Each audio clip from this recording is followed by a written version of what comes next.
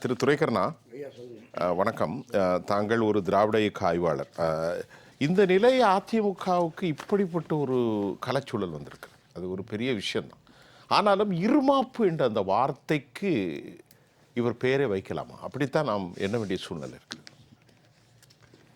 இருமாப்பு மட்டுமல்ல, ஆணவம், அதிகார வெறி எல்லாவற்றுக்குமான அடையாளமாக எடப்பாடி பழனிசாமி இருக்கிறார் என்பதுதான் நம்ம பார்க்குறோம். கடந்த 4 ஆண்டுகளாக மரியாதைக்குரிய திருமதி வி.கே. சசிகலா அவர்கள் கட்சி ஒன்றுபட்டால் தான் திமுகவை வீழ்த்த முடியும், ஒன்றுபடுவோம், வென்று காட்டுவோம், அம்மாவின் ஆட்சியை மீண்டும் நிலைநிறுத்துவோம், எல்லோரும் ஒன்றிணைவோங்கிறத தொடர்ந்து வலியுறுத்தி வர்றாங்க. பொது மேடைகளில், பொது இடங்களில், செல்லுகிற இடமெல்லாம், பத்திரிகையாளர்களை சந்திக்கிற போதெல்லாம் இந்த கருத்தை மிக ஆழமாக அழுத்தமாக அவர் வலியுறுத்தி வந்ததை பார்த்தோம். பல மனம் திறந்த பத்திரிகையாளர் சந்திப்புகள், நீண்ட பேட்டிகள்லாம் பார்த்தோம். அதனுடைய நீட்சியாக இன்றைக்கு அவர் இன்னும் கொஞ்சம் வேகமாகவும் அழுத்தமாகவும் தன்னுடைய நேர்காணலில் பதிவு செய்திருக்கிறாரு. அதாவது திமுக எதிர்ப்பு என்பது நம்முடைய இரத்தத்திலே ஊறி இருக்கிறது. திமுகவோடு இணைந்து ஆட்சி அதிகாரத்திற்கு வர வேண்டும் என்ற சிந்தனை எந்த அதிமுக தொண்டனுக்கும் கனவில் கூட வரக்கூடாது அப்படிங்கிறத மிக அழுத்தமாக பதிவு பண்ணியிருக்கார். ஏன்னா திமுகவோடு இணைந்து ஆட்சி அமைக்க முதலமைச்சராக மீண்டும் வருவதற்கு எடப்பாடி பழனிசாமி முயற்சித்தார், பேச்சுவார்த்தை நடத்தினாருங்கிறது வெட்ட வெளிச்சமாகிவிட்டது. ஆமாம், அதில் எதுவுமே இல்லை. அதை மிக நாசுக்காக இந்த கட்சியினுடைய மூத்த நிர்வாகிகளில் ஒருத்தர் தம்பிதுரை சொல்கிறாருங்க, அதிமுக வெற்றி பெற்று மீண்டும் எடப்பாடி பழனிசாமி முதலமைச்சராக வர வேண்டும் என்று மக்கள் விரும்பினார்கள், அந்த விருப்பம் இப்போது நிறைவேறப் போகுது அப்படின்னு சொல்கிறார். எடப்பாடி பழனிசாமி என்ன சொல்கிறாருன்னா, இன்றைய சூழல் என்பது அதிமுகவை நோக்கி வந்து கொண்டிருக்கிறது அப்படிங்கிறார். செம்மலை சொல்கிறாரு, இதர் எடப்பாடி பழனிசாமி கிங் மேக்கர் இல்லை, அவர் தான் கிங்கு, அவர் கைக்கு தான் ஆட்சி வரும் அப்படின்னு பேசுகிறாங்க. நீங்கள் ஒரு பிரதான எதிர்க்கட்சியாக திராவிட முன்னேற்ற கழகம் வந்து 3வது இடத்துக்கு போயிடுச்சு. நம்ம நண்பர் ஜெகதீஷ் சொன்ன மாதிரி கிட்டத்தட்ட 40-46% இருந்த அண்ணா திராவிட முன்னேற்ற கழக வாக்கு வங்கியை 20% என்று சுருக்கிவிட்டார். தொடர்ந்து 11 தோல்விகள். அந்த 2024 தோல்விக்கு பிறகு பல மூத்த முன்னணியினர் போய் வலியுறுத்துகிறாங்க, மிக மோசமான நிலைக்கு போயிட்டோம், 2026 திமுக வீழ்த்தணும்னா விலக்கி வைக்கப்பட்டவர்கள், விலகிச் சென்றவர்கள் அனைவரையும் ஒன்றிணைக்க வேண்டும், அதுதான் சாத்தியம்னும். ஆனால் பிடிவாதமாக ஒரு எதேச்சாதிகார சர்வாதிகார போக்கில் எடப்பாடி பழனிசாமி செயல்பட்டு அது முடியவே முடியாதுங்கிறார். அதை விட கொடுமை என்னென்னா, இந்த 6 பேர் சந்தித்தது பச்சை பொய்ங்கிறார். ஒரு தலைமை பண்பற்றவர் எடப்பாடி பழனிசாமிக்கு அதெல்லாம் உதாரணம். இன்றைக்கி நான் கண்கூடாக ஒரு காட்சி பார்த்தேன் சட்டப்பேரவையில். எந்த ஜேசிடி பிரபாகர், அந்த கேசி பழனிசாமி, புகழேந்தி, இந்த 3 பேரும் ஒருங்கிணைப்பு குழு என்று வருகிறார்களே, அவர்களை சந்திப்பீர்களா என்று கேட்ட பத்திரிகையாளர்களிடம், ரோட்டில் போகிறவன் வரவங்களாம் குழுன்னு வருவான், அவங்கள சந்திக்கணுமான்னு கேட்ட எடப்பாடி பழனிசாமி இன்றைக்கு மாண்புமிகு பேரவைத் தலைவர்களே எனக்கு பேச வாய்ப்பு கொடுங்கன்னு கேட்குற ஒரு நிலை ஜேசிடி பிரபாகரை பார்த்து, அவர் பேரவைத் தலைவராக அமர்ந்திருக்கிறார். காலம் எப்படி அவரை புரட்டி போட்டிருக்குன்னு பார்க்கணும். இதில் இன்றைக்கும் கூட இந்த கட்சி ஒருங்கிணை வேண்டும், ஒன்றிணைந்தால் இது கடல் மாதிரி, அதை யாரும் சிறுமைப்படுத்த முடியாது என்று மரியாதைக்குரிய திருமதி வி.கே. சசிகலா அவர்கள் சொல்லியிருக்கிறார். எந்த அளவுக்கு அம்மாவோடு இணைந்து கடந்த 30-38 ஆண்டுகளாக அரசியல் ரீதியாகவும் அரசு ரீதியாகவும் என்னவெல்லாம் செய்தேன் என்பதையும் வெளிப்படையாக சொல்லியிருக்கார். தலைவனுடைய மேலாளராக இருந்து நிழலாக இருந்த திரு ராம வீரப்பன் அவர்களுக்கு அமைச்சர் பொறுப்பு கிடைப்பதில் என்ன பங்களிப்பு, நமது கழகம் தொடங்கிய பெரியவர் எஸ்.டி. சோமசுந்தரம் அவர்கள் திரும்ப வருவதற்கு அவருடைய பங்களிப்பு என்ன என்பதையெல்லாமே சுட்டி காட்டியிருக்கிறார். இன்றைக்கு இந்த ஒற்றுமை ஒன்றுதான் நம்ம வெற்றிக்கு வழிவகுக்கும். எனவே இந்த தவறை நாம் செய்யாது இருந்திருந்தால், அனைவரையும் ஒற்றுமைப்படுத்தி இருந்தால் நாம் மீண்டும் ஆட்சிக்கு வந்திருப்போம். அதை தவறவிட்டார்கள். ஒரே ஒரு தனி மனிதனுடைய அந்த சுயநலம்தான், பிடிவாதம்தான் இதற்கு காரணம் என்பதை மிக தெளிவாக பதிவு செய்து மறுபடியும் ஒற்றுமை ஒற்றுமை என்று வலியுறுத்துகிறார்.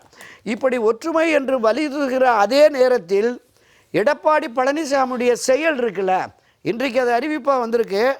கட்சியினுடைய துணை பொதுச் செயலாளர், திண்டுக்கல் மாவட்ட செயலாளர் இருக்கிற நத்தம் விஸ்வநாதன் அவர் உட்பட தலைமை நிலைய செயலாளர் கோவை புறநகர் தெற்கு மாவட்ட செயலாளர் எஸ்பி வேலுமணி உட்பட கிட்டத்தட்ட 9 அமைப்பு செயலாளர்கள் கட்சியினுடைய தலைமை பொறுப்பில் இருந்தவர்கள். புரட்சித் தலைவர் எம்ஜிஆர் அம்மா காலத்திலே அரசியல் நடத்தியவர்கள், அமைச்சர்களாக கட்சியின் நிர்வாகிகளாக பயணித்தவர்கள்.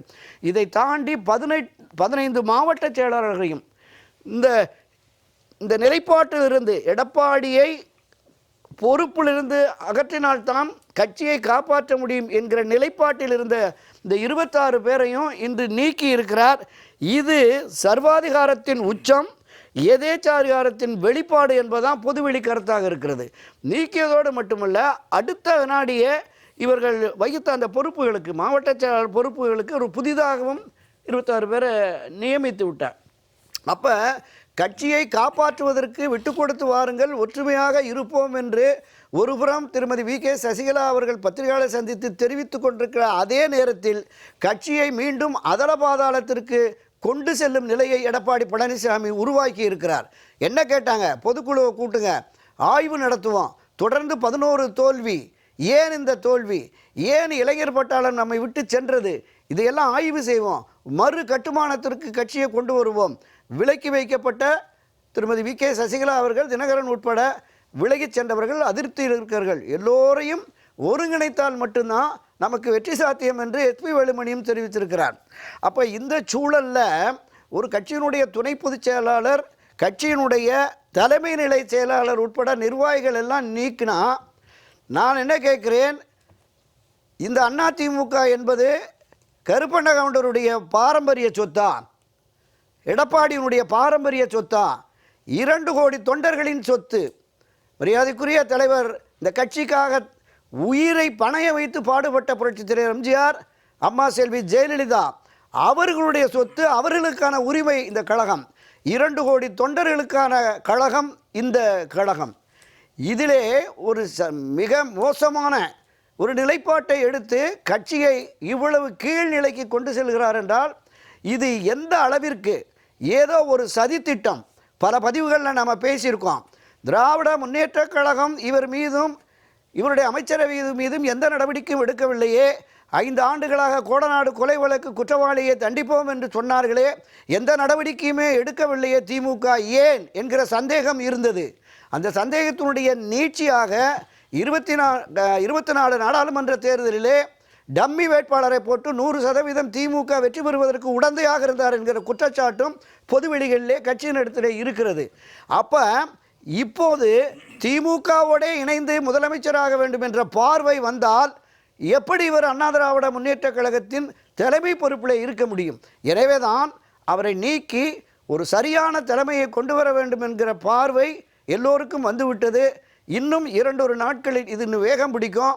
இந்த நிலைப்பாடு என்பது நிச்சயமாக எடப்பாடியினுடைய அந்த சர்வாதிகார போக்கிற்கு முடிவு கட்டும் என்பதுதான் என்னுடைய முதற்கட்ட பார்வை. துரைக்கண்ணன் ஐயா, இப்போ அந்த போக்கு எப்படி போகும்னு நினைக்கிறீங்க? கையில் ஒரு பெரிய லிஸ்ட் வச்சிருக்கீங்க. இந்த லிஸ்ட்ல அவ்வளோ பெரிய வெளியே தூக்கி போட்டிருக்காரு மனுஷன். அதாவது என்ன போக்கு போகும் அது சொல்லுங்க. அண்ணா திராவிட முன்னேற்ற கழகத்தினுடைய வரலாற்றிலே இல்லாத அளவுக்கு இந்த செயல் இருக்கிறது என்பதுதான். கிட்டத்தட்ட 53 ஆண்டுகளாக இந்த கழகத்தினுடைய தொடக்க காலம் முதல் பயணித்து வருவதுங்கிற முறையில் இந்த கட்சியை இந்த அளவுக்கு ஒரு மோசமான நிலைக்கு ஒரு கட்சி தலைமை பொறுப்பேற்றவர் செயல்படுவாங்கிறது. இப்போ கடந்த 2 நாட்களாக சி.வி. சண்முகம், எஸ்பி வேலுமணி போன்றோர் விரைவில் பொதுக்குழுவை கூட்டுங்க, மீண்டும் பொதுக்குழுவை கூட்டி விவாதிப்போம், கண்டிப்பாக விவாதித்து ஒரு நல்ல முடிவை எடுத்து களத்தில் இறங்கி ஆய்வு செய்வோம் அப்படின்னு சொல்கிறாங்க. எந்த திமுகவை துரோகி என்று புரட்சித் தலைவரும் அம்மா புரட்சித் தலைவர் அவர்களும் எதிர்த்து களமாடி வந்தார்களோ, கழகத்தின் தொண்டர்களை அவர்கள் தயார்படுத்தினார்களோ, அந்த நிலை இப்போது நீர்த்து போய்விட்டது. திமுகவை எதிர்த்து களமாட வேண்டிய எடப்பாடி பழனிசாமி இந்த கட்சியை ஒருங்கிணைக்க வேண்டும், ஒன்றிணைக்க வேண்டும் என்று சொல்லி வந்த கட்சியின் மூத்த முன்னோடிகள், நிர்வாகிகளை பூரா தொடர்ந்து நீக்கினார். மரியாதைக்குரிய திருமதி வி.கே. சசிகலா அவர்கள், அண்ணன் திரு ஓபிஎஸ் அவர்கள், இந்த பக்கம் ஜெயஸ்ரீ பிரபாகர், நம்ம அன்வர் ராஜா, வைத்திலிங்கம், மனோஜ் பாண்டியன், கோபாகிருஷ்ணன் என்று பல முன்னணி தலைவர்களை எல்லாம் நீக்கினார். அவருடைய நீட்சியாக இன்னைக்கு நத்தம் விஸ்வநாதன் 1973 திண்டுக்கல் நாடாளுமன்ற தேர்தலில் கழகத்தின் வெற்றிக்காக பாடுபட்டவர். அதே மாதிரி S P Velumani, C V Shanmugam. C V சண்முகத்தினுடைய தந்தை, ஆமாம், அவர் நாடாளுமன்ற உறுப்பினர், புதுச்சேரி தேர்தல் அந்த தேர்தல் பொறுப்பாளராக இருந்து வெற்றி பெற்றவர். அதே மாதிரி விழுப்புரம் டெல்டா மாவட்டத்தில் ஆர் காமராஜ் அவர்கள், புதுக்கோட்டை ஜி விஜயபாஸ்கர் அவர்கள், பி தங்கமணி. இதுதான் மிகப்பெரிய அதிர்ச்சி. எடப்பாடி பழனிசாமியினுடைய அரசியல் வாழ்வுக்கு அடித்தளம் போட்டவர்கள் செங்கோட்டையன், ஈரோடு முத்துசாமி என்று சொல்வார்கள். அண்மை காலமாக அவருக்கு நெருக்கடி ஏற்பட்ட போதெல்லாம் உடன் இருந்தவர்கள் தங்கமணி, வேலுமணி தான். இன்னொன்று, சட்ட போராட்டம் நடத்தி நிறைய வெற்றியை பெற்று விட்டார் என்று சொல்வார்கள். உயர்நீதிமன்றத்திலும் உச்ச நீதிமன்றத்திலும் தேர்தல் ஆணையத்திலும் எடப்பாடிக்கு வெற்றி கிடைப்பதற்காக பாடுபட்டவர், முழு மூச்சாக பாடுபட்டவர் தான் இந்த சிவி சண்முகம். இதை தாண்டி கேபி அன்பழகன் உள்ளிட்ட பலருமே நீக்கப்பட்டிருக்கிறார்கள். அவங்க பொதுக்குழு கூட்டுன்னு சொன்னாங்கள்ல, பொதுக்குழுவை கூட்டி இவர்கள் மீது நான் நடவடிக்கை எடுக்கிறேன் சொல்லி பாருங்களேன் பார்ப்போம். இன்றைக்கு ஒரு அறிக்கை மூலமாக ஒரே நேரத்தில் கட்சியினுடைய தலைமை நிர்வாகிகளை, ஏறத்தாழ 12 தலைமை கழக நிர்வாகிகள், ஒரு கிட்டத்தட்ட ஒரு 10, 13, 14 மாவட்ட செயலாளர்களை நீக்கிவிட்டு உடனடியாக பொறுப்புகளையும் நியமிப்பது எத்தகைய ஒரு மிக மோசமான சர்வாதிகாரத்தனம் என்பது அரசியல் வரலாற்றிலே எந்த அரசியல் கட்சியிலும் இந்த நிலைப்பாடு இல்லை. ஆக அண்ணா திராவிட முன்னேற்ற கழகத்தை படுகொலியில் தள்ளி அதனுடைய அந்த சரித்திர புகழை, பெருமையை களங்கப்படுத்தும் முயற்சியில் எடப்பாடி பழனிசாமி ஈடுபட்டிருக்கிறார். இதற்கு நிச்சயமாக இப்போ நான் வாசித்த விஸ்வநாதன், சிவி சண்முகம், எஸ்பி வேலுமணி, விஜயபாஸ்கர், தங்கமணி, அன்பழகன் போன்றோர் விரைவில் இன்று இரவு நாளைக்குள் ஒரு சரியான ரியாக்ஷன் இருக்கும். கண்டிப்பாக நிச்சயமாக இந்த 82 மாவட்ட செயலாளர்கள், 60க்கும் மேற்பட்ட மாவட்ட செயலாளர்கள் இவர்களோடு துணை இருக்கிறார்கள், தொடர்பில் இருக்கிறாங்க. இதை தாண்டி செயற்குழு, பொதுக்குழு, நீங்கள் அந்த பொதுக்குழு நடத்துவதற்கு மிகப்பெரிய பொறுப்பு சிவி சண்முகம் அவர்கள் தான் எடுத்து பண்ணார். எனவே அவர்கள் கையில் நிறைய இருக்கிறாங்க, பொதுக்குழு உறுப்பினர்களும் இருக்கிறார்கள். அப்போ கட்சியை சரியான திசை வழியில் கொண்டு செல்லுங்கள், ஆய்வு நடத்துங்கள். இந்த தோல்விக்கு பொறுப்பேற்று நீங்கள் தார்மீகமாக விளங்குங்கள், பொதுக்குழுக்கு மீண்டும் உங்களை பொதுச்செயலாளர் ஆக்கினால் ஏற்றுக்கொள்கிறோங்கிறாங்க. அப்போ இதையும் ஏற்க மறுத்து தம்பி அரசன் சொன்ன மாதிரி ஒரு மனநோயாளி செயலில் எடப்பாடி பழனிசாமி ஈடுபட்டிருக்கிறாரோ அப்படிங்கிற மாதிரி தான் நமக்கு தெரியும். வந்தாலும் ஒரு அறிவிப்பு, அதே கழகத்தை விட்டு நீக்கம், வேற பொதுச்செயலாளர் போட்டார். அவரே அந்த மாதிரி மனநிலைக்கு போயிட்டார். அப்படி போயிட்டார்.